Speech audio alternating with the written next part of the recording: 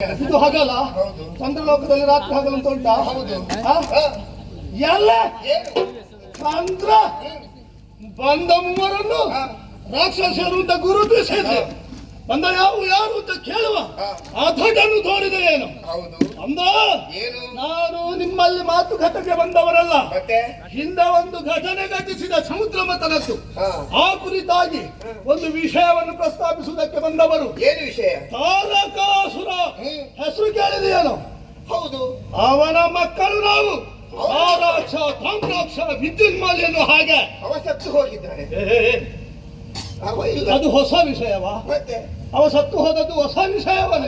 ಸಿದ್ಧ ವಿಚಾರ ಹೇಳಿದ ನಿನಗೆ ಹೇಗೆ? ಎಲ್ಲ ಮತ್ತೆ ನನ್ನ ಅಪ್ಪ ಸತ್ತು ಹೋಗಿದ್ದಾನೆ ಅಂತ ಒಬ್ಬ ಆಡ್ತಾನೆ ಅಂತ ಆದ್ರೆ ಅದನ್ನು ಹಾಸ್ಯವಾಗಿ ನಗುತ್ತಾ ಹೇಳ್ತಾ ಅಂತಾದ್ರೆ ಸಣ್ಣ ಮಗು ಬಾರದ ಕೋಪಂ. ಸಣ್ಣ ಮಗು ಕೊಂದದಂತೆ. ಆ? ಸಣ್ಣ ಮಗು ಕೊಂದದಂತೆ ಅವನನ್ನು. ಯಾರು ಅಂತ ನಿಮಗೆ ಗೊತ್ತೇ ಇಲ್ಲ ಅಲ್ಲ? ಷಣ್ಮುಖ. ಆ?